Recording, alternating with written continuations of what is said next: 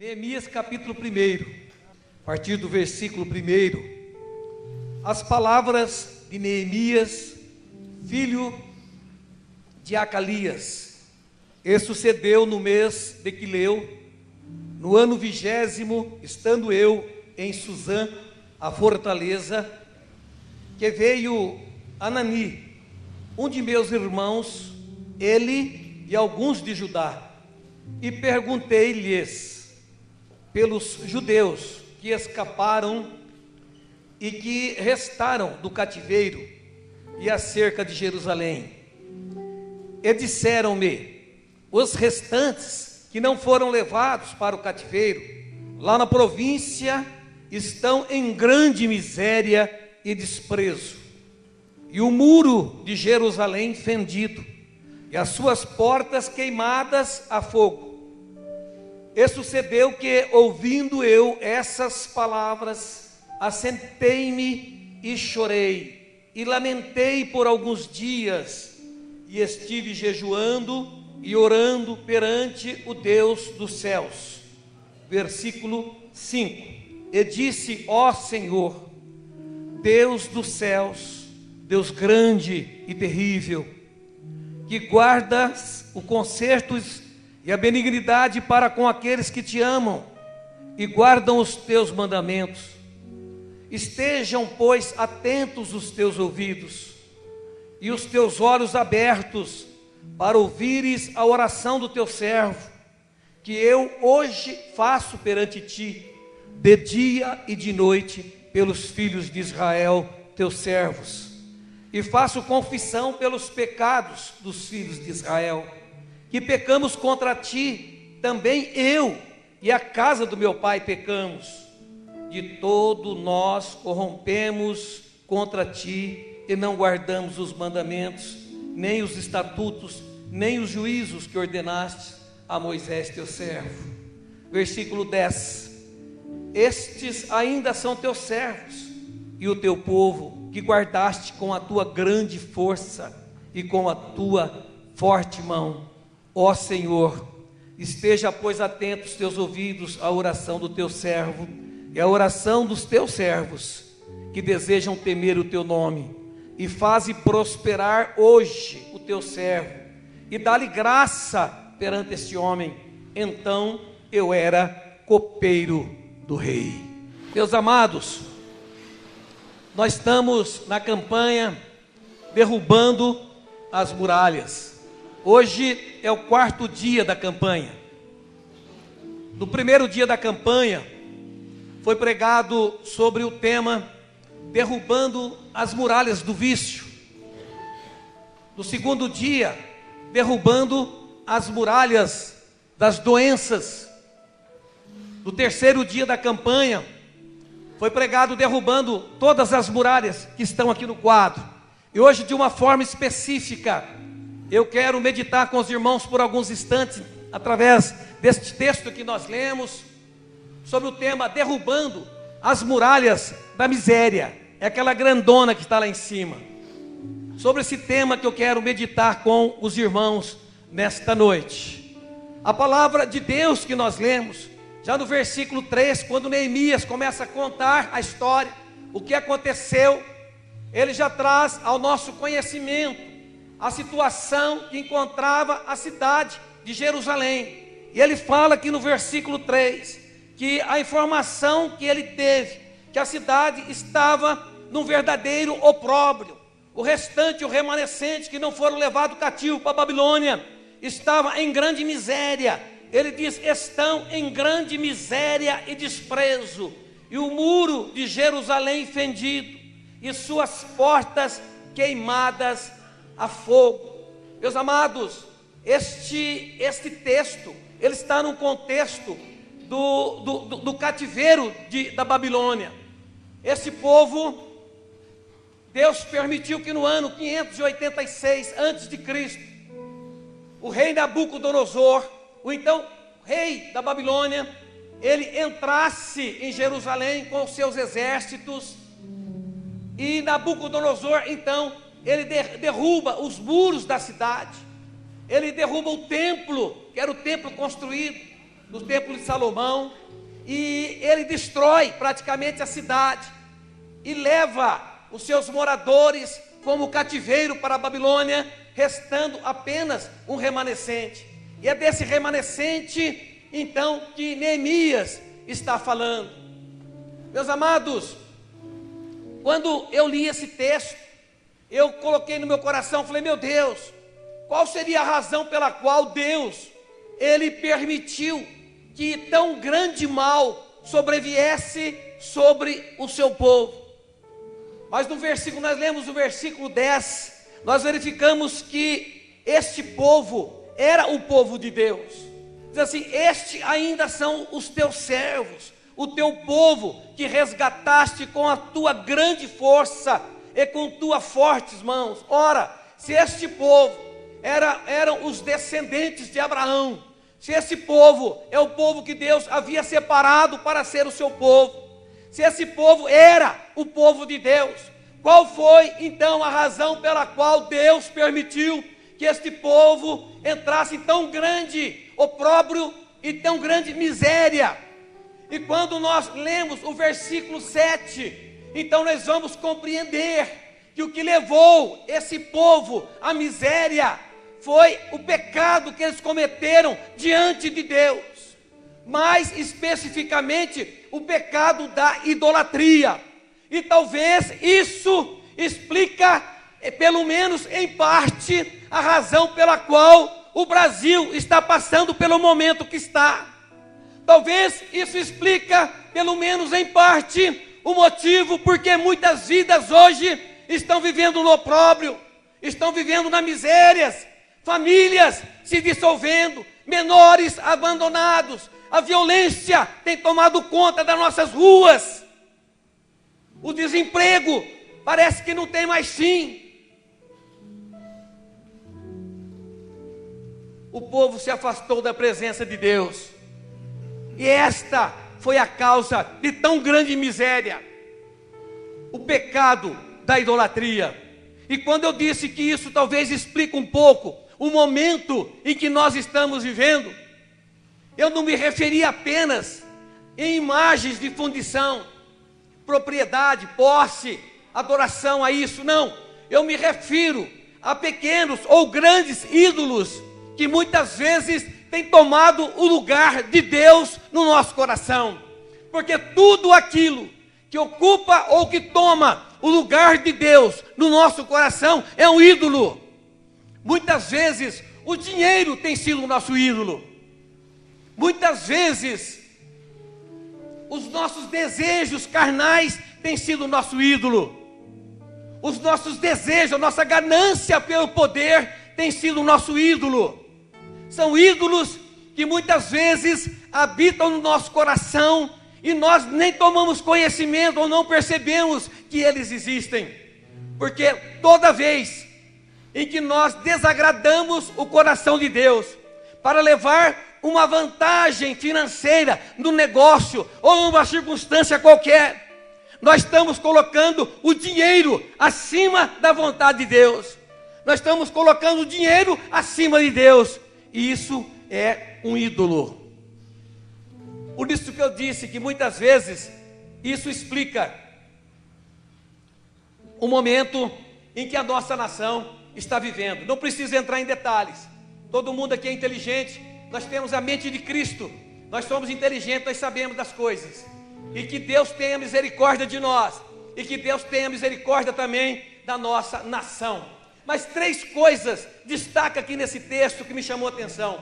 A primeira coisa que me chama a atenção nesse texto é que mesmo este povo sendo levado para a Babilônia, mesmo estando em miséria, ainda o remanescente que ficou em Jerusalém, a gente veja através do contexto desse texto que em nenhum momento Deus abandonou esse povo.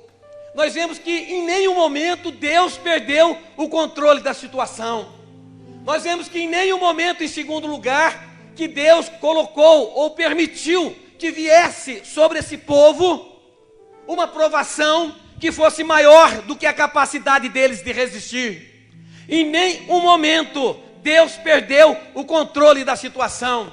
Em terceiro lugar, nós observamos que Deus, Ele profetizou através da boca de Jeremias, falou: meu povo está cativo na Babilônia, mas tem um tempo para terminar esse cativeiro. Esse tempo é de 70 anos. Meus irmãos, eu quero dizer para você, nesta noite, quero que você receba essa palavra como uma profecia de Deus para o seu coração. Eu não sei qual é o momento que você está vivendo. Quem sabe a sua miséria está no seu casamento. Quem sabe a sua miséria, o seu opróbrio está na vida financeira.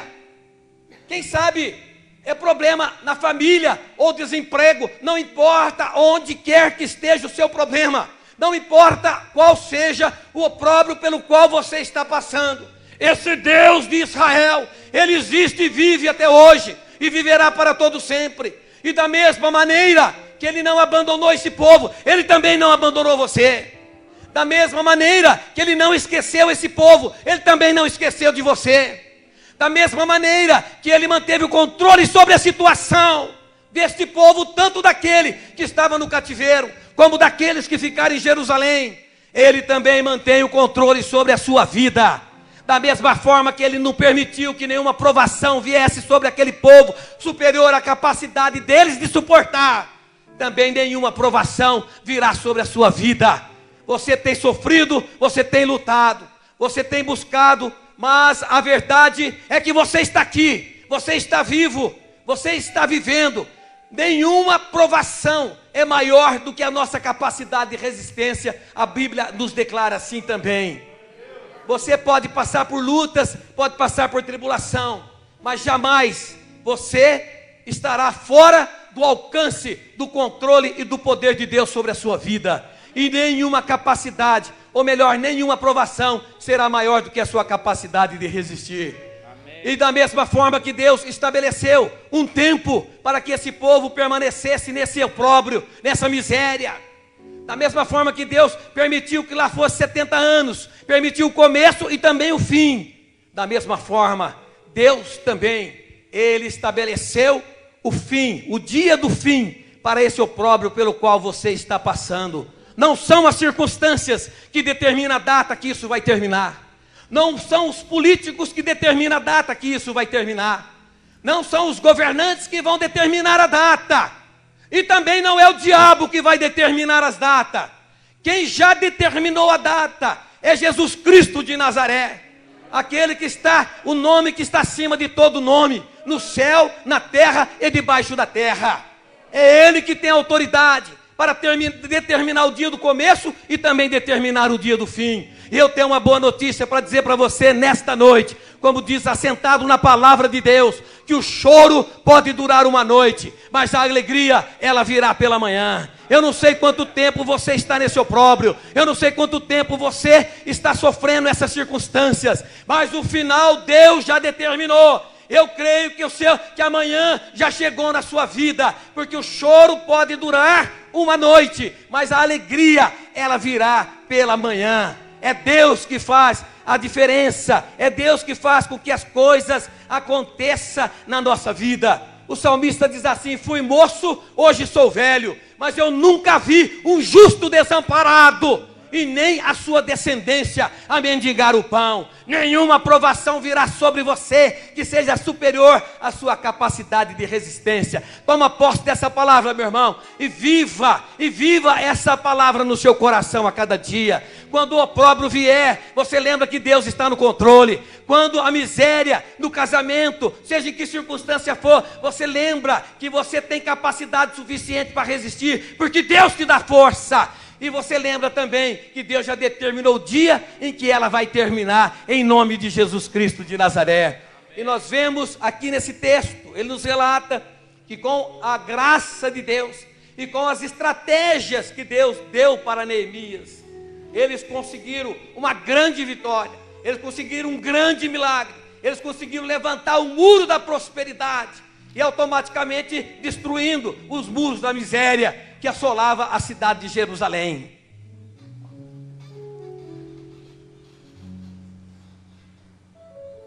Essas estratégias, meus amados, são estratégias que Deus deu para o seu povo através de Neemias.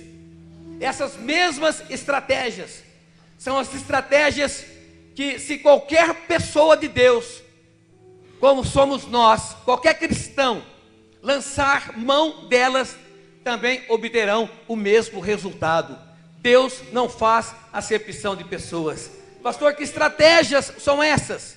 E como então eu posso derrubar as muralhas da miséria? Que quando Neemias, ele recebeu esta palavra, a situação como estava, quando ele ficou sabendo como estavam acontecendo em Jerusalém, as circunstâncias que aquele povo estava vivendo, ele não disse, não, é assim mesmo, a situação é difícil mesmo. Não, ele não disse, a Bíblia diz que ele dizia assim, ó, estive jejuando. E sucedeu que, ouvindo essas palavras, assentei-me e chorei e lamentei por alguns dias. Quando ele ouviu a situação de opróbrio que o povo estava vivendo, a Bíblia diz que ele sentou, ele chorou e ele lamentou por alguns dias. Deus sempre tem o melhor para nossas vidas. Deus sempre tem algo preparado para nossas vidas. Nós não podemos, em hipótese alguma, aceitar como natural as circunstâncias que nos colocam em situação de opróbrio. Muitas pessoas, quando está passando por problemas na vida financeira, chega o final do mês, ela recebe o salário e não dá sequer para pagar as contas. A pessoa está vivendo uma miséria na área financeira, está trabalhando para pagar a conta. Ela pega, olha para o olerite dela, olha para as contas, ela não pode se conformar com aquilo. Mas a maioria das pessoas, elas aceitam a circunstância como elas são. Fala assim, olha, o Brasil está em crise, as coisas estão muito altas mesmo, é assim mesmo, todo mundo está devendo. Não, em nome de Jesus não, todo mundo pode estar devendo, mas eu não, porque eu sou filho de Deus, e o meu Deus da sua riqueza e glória, Ele há de suprir em Cristo Jesus todas as nossas necessidades. Deus, Ele está no controle da nossa vida. Muitas pessoas estão deixando de usufruir o melhor que tem no casamento, justamente por questões de somenos importância, mas a pessoa aceita como natural. Eu já vi muitas pessoas dizerem assim, olha, a vida sozinha já é difícil, imagina em dois então, é natural que seja assim. Não, não é natural que seja assim não.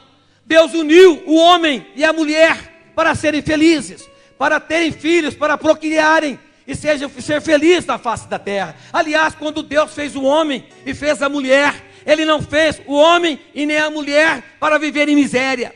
Ele fez o homem e a mulher para usufruir do melhor desta terra, porque a Bíblia diz que se quiserdes e ouvirdes, comereis o melhor desta terra. Deus disse para Adão, você domina sobre todos os animais da terra, você domina sobre todos os peixes do mar, você domina sobre todas as aves dos céus.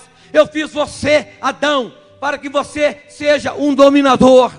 Mas muitas vezes nós deixamos de ser dominador para sermos dominados pelas circunstâncias, sermos dominados pelo opróbrio, sermos dominados pela miséria, porque nós não nos levantamos com coragem diante da situação. É assim mesmo, todo mundo está passando por isso, mas será que é isso mesmo que a Bíblia diz? Vamos ver o que a Bíblia diz a respeito disso? A Bíblia, ela nos relata assim, em Romanos, no capítulo 12, versículo 2, e não vos conformeis com este século, mas transformai-vos pela renovação da vossa mente, para que experimenteis qual seja a boa, agradável e perfeita vontade de Deus. Não vos conformeis com este século, ou seja, não toma a forma deste século, não aceita as circunstâncias como elas são, como ela é imposta por esse século, não aceita isso, é isso que a palavra de Deus diz. Mas você tem que transformar essas circunstâncias pela renovação da sua mente. Aí quando você renovar a sua mente, você vai transformar as circunstâncias e você vai experimentar o bom, agradável e perfeita vontade de Deus. Não aceitamos as circunstâncias como elas são, mas transformamos as circunstâncias pela renovação da nossa mente. E aí então nós experimentamos a boa, agradável e perfeita vontade de Deus para nossas vidas. Porque, em resumo, nós somos aquilo que nós achamos que somos. Aquilo que nós imaginamos ao nosso respeito é o que nós somos. A Bíblia diz no Salmo, no Provérbios 23, 7, aquilo que imaginou o seu coração, isso é, aquilo, assim como imaginou o seu coração, assim ele é. Ou seja, da forma que você imagina que você é o que você é realmente. E como que você imagina que você é? Qual que é a visão que você tem de você? Quando você olha para você mesmo, quando você olha para o seu coração, para a sua vida, quando você olha no espelho, qual que é a imaginação que você tem a respeito de você mesmo? Se você tem uma imaginação negativa, então você precisa renovar a sua mente, para que através da renovação da sua mente, você transforme as circunstâncias, para que você possa experimentar a boa, agradável e perfeita vontade de Deus para a sua vida. Porque na verdade, você não é um derrotado, na verdade você não é um fracassado, na verdade você é mais do que vencedor. A Bíblia diz que em Cristo Jesus, nós somos mais do que vencedores, somos filhos de Deus, feitos à sua imagem e semelhança, feitos para dominar o mundo, para sermos dominadores. Nós não podemos nos achar que somos simplesmente um coitadinho. Não, nós não somos. Nós somos filhos do Deus Altíssimo. E o Filho parece com o Pai. E Deus nos resgatou da escravidão do pecado. Nós não temos mais esse peso do pecado sobre as nossas costas. Por isso nós não precisamos ir para o cativeiro e nem ficar na miséria em Jerusalém. Porque Jesus nos resgatou da escravidão do pecado e da morte na cruz do Calvário, e nos transportou para o reino da tua maravilhosa luz, e colocou no nosso coração o seu Espírito Santo, porque o reino de Deus, diz a palavra, está dentro de vós, e vós sois o templo do Espírito Santo, o templo do Deus vivente. O Espírito Santo de Deus, ele não se agrada quando as muralhas da miséria se levantam diante de nós. Nós temos que botá-la no chão, em nome de Jesus Cristo de Nazaré. E é isso que Deus quer. E Deus nos preparou para isso, em nome de Jesus. Renove a sua mente, renove a sua mente, renove a sua mente. Tome uma posição na vida, sai do seu comodismo, e você vai ter as circunstâncias transformadas na sua vida. Pastor, meu casamento é uma miséria. Muda a sua mente e transforme essa miséria em bênção. Meu filho está uma miséria, transforma a sua mente e transforma essa miséria em bênção na sua vida. Pastor, meu trabalho, minhas finanças, está tudo uma miséria, eu estou no opróbrio. Renova a sua mente e transforma essas circunstâncias. E aproveita, experimenta aquilo que é bom, aquilo que é agradável e aquilo que faz a perfeita vontade de Deus para a sua vida. Então, ele não aceitou. Neemias falou: não, eu não aceito essa situação, em nome de Jesus, e tomou atitude. Segunda atitude que ele tomou, ele buscou ao Senhor, ele buscou um estreitamento, procurou estreitar o seu relacionamento com Deus. A Bíblia, Jesus que ele disse assim: sem mim nada podeis fazer. Muitas vezes nós queremos lutar com as nossas próprias forças, achamos que nós conseguimos, mas Jesus disse: sem mim nada podeis fazer. O salmista, ele declara no Salmo 127, se o Senhor não edificar a casa, em vão trabalham os que edificam. Se o Senhor não guardar a cidade, em vão vigia a sentinela. De nada adianta você deitar tarde, você levantar de madrugada e comer o pão de dores, porque o Senhor, ele dá aos seus amados enquanto dormem. Tudo que nós fazemos, nós precisamos de Deus. Por isso nós precisamos de um relacionamento estreito com esse Deus. E de que forma nós podemos conseguir esse relacionamento estreito? A verdade é que Neemias, ele conseguiu estreitar esse relacionamento através do jejum e através da oração. Ele buscou o Senhor em oração. Ele diz assim, olha, quando ele tomou conhecimento da miséria, a partir do versículo 4, eu estive jejuando e orando perante o Deus dos céus. Ele buscou esse Deus em jejum e buscou esse Deus em oração. A obediência, ela leva à prosperidade, a obediência à palavra de Deus. Porque quando nós buscamos o Senhor em oração, Ele traz ao nosso coração a revelação daquilo que Ele quer para a nossa vida. E Jeremias, ele diz lá no versículo 33:3, que é um versículo que a gente lê muito. né, que diz assim: clama a mim e responder-te-ei, e anunciar-te-ei coisas grandes e ocultas que ainda não sabes, porque nem olhos viram, nem ouvidos ouviram, e jamais penetrou no coração do homem tudo aquilo que o Senhor tem guardado para aqueles que te amam. Pedi, pedi, disse Jesus, e dar-se-vos-á. Buscai e encontrareis, batei e abrir-se-vos-á. Porque todo aquele que pede recebe, todo aquele que procura encontra, todo aquele que bate se abre. Porque quem é o pai? Jesus disse que se o filho pedir o pão, lhe dará uma pedra. Se pedir um peixe, lhe dará uma cobra. Ou se pedir um ovo, lhe dará um escorpião. Se vós que sois maus, continua Jesus dizendo, sabei dar boas dádivas aos vossos filhos, quanto mais o Pai Celestial vos dará aqueles que lhe pedirem boas coisas. Deus, Ele está só esperando nós colocarmos o nosso joelho no chão e buscá-lo em oração, para que Ele responda com milagres aquilo que nós estamos precisando. Deus não quer ver você viver na miséria, Deus não quer ver você viver no opróbrio, Deus quer ver você feliz. Nenhum pai se alegra em ver o filho triste, nenhum pai se alegra em ver o filho na miséria. Se nós que somos maus temos esse sentimento no nosso coração, quanto mais Deus, que é amor, Ele se alegraria em ver o filho numa situação dessa? É evidente que não. Em segundo lugar, primeiro ele buscou o Senhor em oração e jejum. Em segundo lugar, ele buscou o Senhor na palavra de Deus. Olha o que diz o Salmo 119, 105. A palavra, ela traz uma direção para a nossa vida. A palavra, ela traz o caminho de Deus para a nossa vida. Porque lâmpada para os meus pés, ela diz, é a tua palavra, Senhor, e luz para os meus caminhos. A palavra de Deus, ela leva a obediência à palavra, ela leva a prosperidade. O salmista, já no Salmo 1, ele relata isso para nós. Ele diz assim: bem-aventurado o homem que não anda segundo o conselho do ímpio, que não se detém no caminho dos pecadores, que não se assenta na roda dos escarnecedores. Antes o teu prazer está na lei do Senhor, e na sua lei medita de dia e de noite. Ele será como a árvore plantada junto a ribeiros de água, que dá o seu fruto na estação própria, cujas folhas não caem, e tudo quanto ele fizer, prosperará. Tudo quanto ele fizer, prosperará. Quando ele observar a palavra de Deus, quando Deus chama Josué, ele chama Josué e fala assim para Josué: Josué, não se aparta da tua boca o livro desta lei, antes medita nela de dia e de noite, para cumprires tudo o que nela está escrito. Então farás prosperar os teus caminhos, e tudo lhe será bem-aventurado.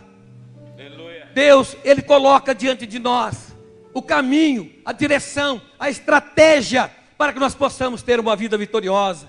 Quando Deus, Ele fala lá em Deuteronômio, uma das últimas palavras de Moisés, no capítulo 28, que é um capítulo também muito conhecido, ele diz assim: será que, se ouvires a voz do Senhor teu Deus, tendo cuidado de guardar todos os seus mandamentos, que eu te ordeno hoje, o Senhor teu Deus te exaltará sobre todas as nações da terra.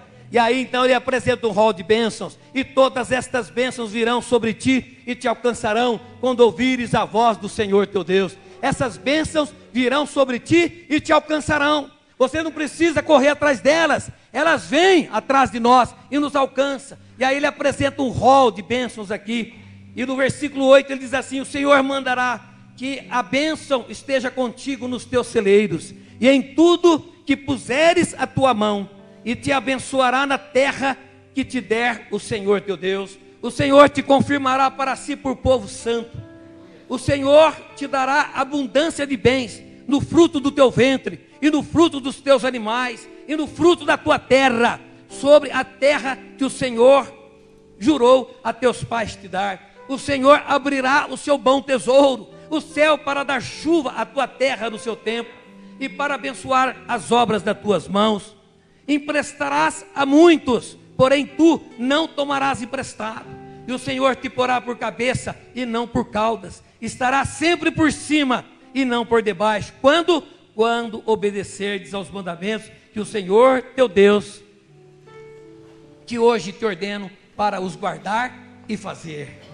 Gente, são coisas tremendas para a nossa vida. Deus nos dá estratégia para uma vida vitoriosa. Deus nos dá o caminho para uma vida vitoriosa. Primeiro, nós não podemos aceitar o opróbrio. Eu não aceito em nome de Jesus.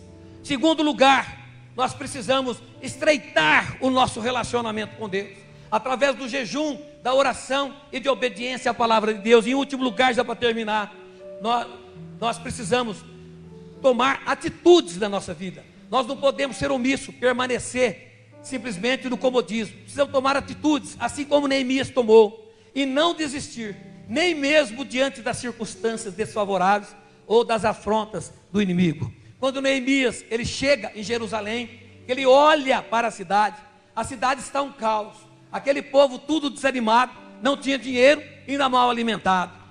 E quando começa a construção dos muros, levanta 3 inimigos fortes, poderosos contra eles, o tal de Sambalate, Tobias e Gesem. Se levantaram contra Neemias e contra o povo que estava querendo levantar o muro da prosperidade, o muro da bênção.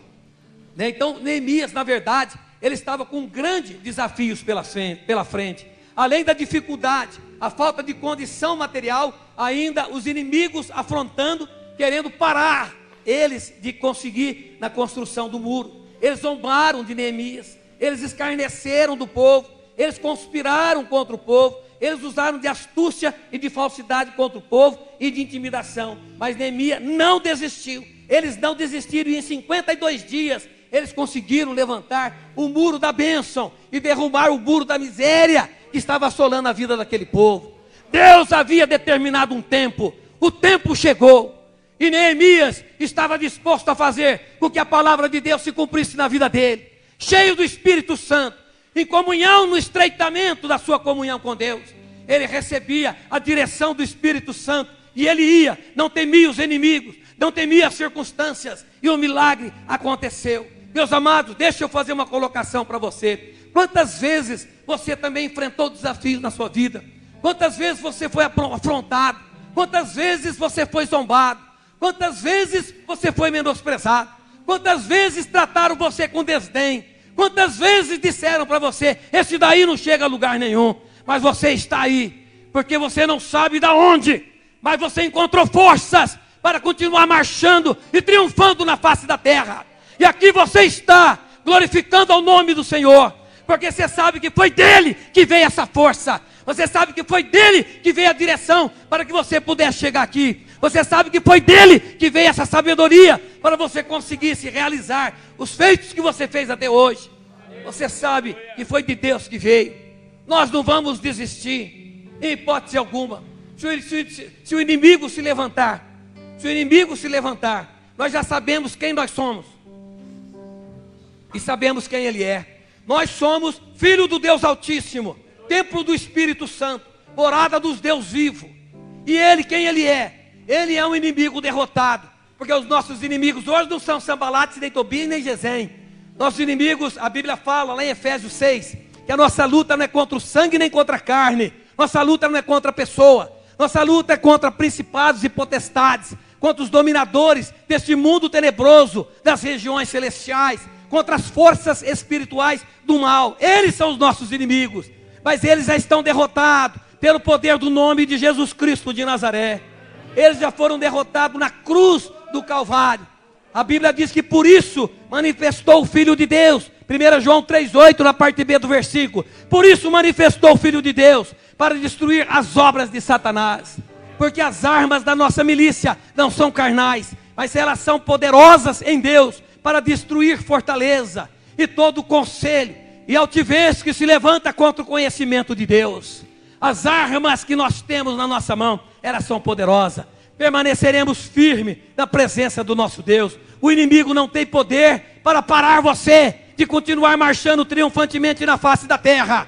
O inimigo não tem poder de segurar você, de abençoar a sua família, de abençoar as suas finanças, de abençoar os seus filhos, seu cônjuge, seu casamento, seu trabalho. O inimigo não tem poder para segurar você, em nome de Jesus Cristo de Nazaré, porque você tem o nome de Jesus, as armas que o Senhor nos concede para continuarmos vitoriosos na face da terra. Meus amados, já terminando, eu quero concluir dizendo para você o seguinte: não temas diante das circunstâncias, Não temas diante dos problemas. Deus está no controle de toda a situação. Deus está vendo o momento que você está passando. Deus jamais permitirá que virá sobre você provação que você não possa suportar. E essa provação não será para sempre na sua vida, porque o choro pode durar uma noite, mas a alegria virá para amanhã. E eu quero profetizar sobre a sua vida, que esta alegria já chegou na sua vida. Essa madrugada chega na sua vida hoje, em nome de Jesus Cristo de Nazaré.